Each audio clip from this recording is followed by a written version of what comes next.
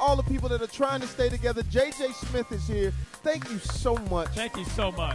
Give me the website. Yeah. This website is jjsmithonline.com. So go out there and check me out. JJ Smith Online. This has been absolutely incredible. But I'm going to tell you something. I've been thumbing through this book. And I'm going to tell you right now, this is a great book. Right. Why I Love Men. And I think that it empowers women. Author of Why I Love Men, The Joys of Dating. I absolutely love dating because I absolutely love men. Ooh. I find them to be fascinating. Oh, yeah. Go ahead and hold that thing up. Why I Love Men. Okay. The joys. Let me see it, because you're not doing it right. You got the Vanna White that thing. Right. And the sometimes as women, we sit around and we say, well, why hasn't he called? And why hasn't he asked me out? And the simple answer is, he's not that into you. If a guy is into you, he's going to call, he's going to court you, he's going to ask you out. And so there's some signs and ways you can really tell if he's into you, and we're going to provide some of those today. That he trusts you with his house and his phone. Ooh. I love the phone these days because everything is in that little phone. Oh, yes. If a man leaves his phone unattended, or better yet, if he leaves his home and leaves me there, he knows I'm going to look around. Right. I'm not going to snoop, but I will look around. That means he's comfortable with me. He has nothing to hide. Okay. Now, in my book, I talk about understanding the relationship between a man and his mother. Yes. If a man introduces you to his mother, he is saying, I want you to be a part of my family, my social lifestyle. My name is JJ Smith. I'm a corporate executive by day. By night, I like to read, write, and pole dance. Exercise class. I'm also the author of Why I Love Men, The Joys of Dating. I absolutely love dating because I absolutely love men. And speaking of men, I want to introduce the fellas. Tell me about, why do you love dating so much? Because a lot of people hate it. Right, and that's the beauty of it. I think if we look at dating as an opportunity to get to know someone opposed to looking for an outcome, some people look at it in terms of being married and getting married. So we're trying to move the relationship to an outcome, to marriage. But you don't know. Someone could be a business partner, a friend, boyfriend. You don't know, so you have to be open to letting the relationship evolve naturally. So good first date spots, places that it's good to take the person you're going out with. Well, the first date, being so important in a relationship, it's very important to be in a place where you can be comfortable and very relaxed. Another thing is, for me, I like to go have coffee on a first date, mainly because coffee can be as long, it could be 30 minutes, it could be 2 hours.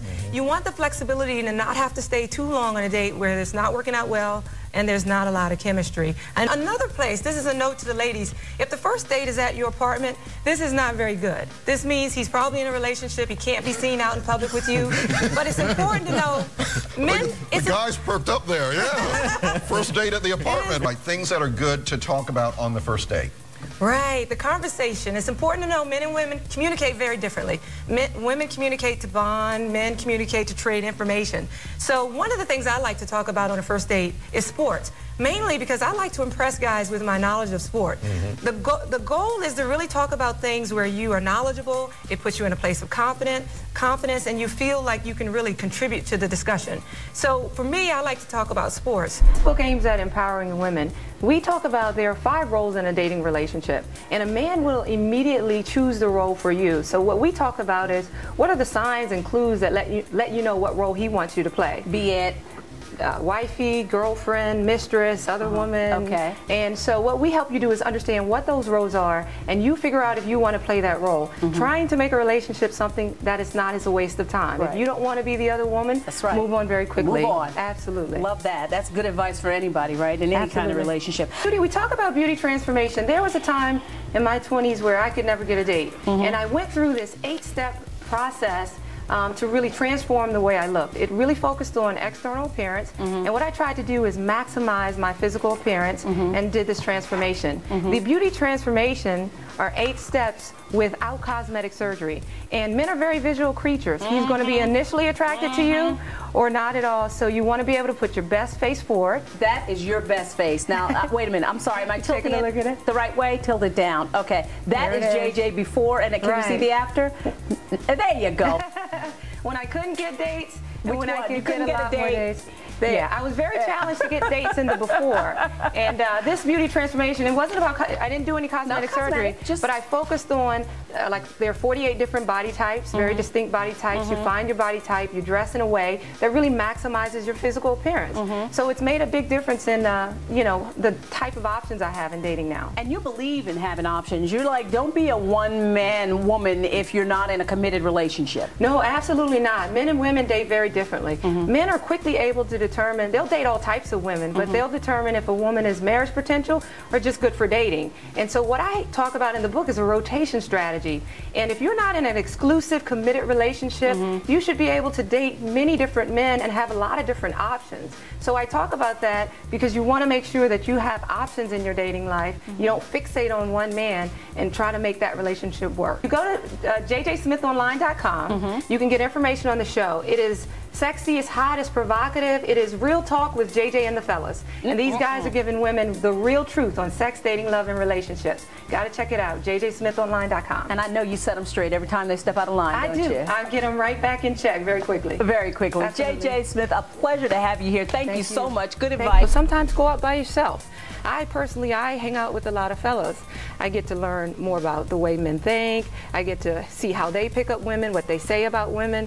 I'm a part of a radio show called Real Talk with JJ and the Fellas. I learned so much from them about how to date and relate to men, and I think that's very important. Did you grow up with a family of brothers? I did. I grew up with all brothers. Comfortable among guys? I'm very comfortable. I spent the majority of my life around men. The Why I Love Men is a tribute to men because they've really shaped and influenced my entire life. I think so. I mean, I think there are numerous ways to meet men. I anticipate meeting men if I go to the grocery store. Every place. So you want to look your best at the grocery store. Absolutely. In the book, I talk about a beauty transformation of how I went from 0 dates to many dates. And I really focused on maximizing my physical appearance because it's your exterior that gets a man attention, but what's on the inside is really what keeps him coming back. So you definitely want to put yourself in a position to meet men all the time. Interesting. Yeah. There's nothing worse than being a dull personality on a date. No. You have to make sure you're not that person. You don't want to be dull. You have to be able to determine a man that's really unavailable or not looking for the type of relationship you're looking for. So as an example, if you're really looking for a committed relationship, you can easily tell if he wants something a lot more casual. So if he's really vague about giving out his numbers, or he only texts you, he's unavailable after 5 or on weekends, that's typically a guy that is really not that available for a serious relationship. He's just trying to maybe hook up or hang out casually. And so if you know your objective is a committed relationship, listen to how he wants to spend time with you and the type of time he wants to spend. They're also sitting back instead of leaning forward, or arms across instead of open. I think when people are very comfortable and they're enjoying the company, they tend to lean toward each other. So if someone's, back like this, they're being standoffish, but they're uncomfortable, or they're not really connecting with you. And so I think at the end of the day, we all, whether married or single, we all want a meaningful love connection, and you can feel it most of the time in relationships. Worst pickup lines you've heard? Well, one of the best pickup lines I've heard, it was more of it was almost like theater. A gentleman walked over to me and he said, I know I have no way of possibly getting your phone number, so take my phone, you keep it, and I'm going to call you. And so what happened was, he walked away, but now I have this gentleman's phone, and for a half hour he didn't come back, but I'm thinking about him. I'm curious. I want to know who he is. Is the phone going to ring? And he, it was like theater of the mind. He made me really begin to think about him, and we actually connected after that. He eventually called you. He did. On his phone. Right, on his phone. But that was probably... So you were able to give him his phone back eventually. I did give him his phone back, but I thought that was so creative because he just dropped it off and he left, and it created that interest and anticipation. Absolutely. I love that. All right, so you can pinpoint that type of mate. All right, JJ Smith, the dating expert. Here's her very first book, and it's available now. It's called Why I Love Men. Check it out. JJ, thanks so much for joining us. Learned a lot today. Is it like innately embedded in us to want to need to have sex and have more than one partner? Or is it not? I think she said monogamy is unnatural for men. Cheating is okay. Cheating is okay. No, and you know what's funny about that? Cheating is not okay, but I'll tell you this. It is a common practice, even though it is unacceptable. They are, like, if you take AshleyMadison.com, they have about 4 million members. It's a site exclusively for extramarital affairs. What is it? You know, I have another book called 200 plus online dating sites, and you would see, you'd be surprised at the number of them that are for married couples. It's called married dating. So, you know, what it is couples that it's not cheating anymore because we both have an agreement, right, that there's going to be some dating or intimate friendships outside of the relationship. So it's called married dating.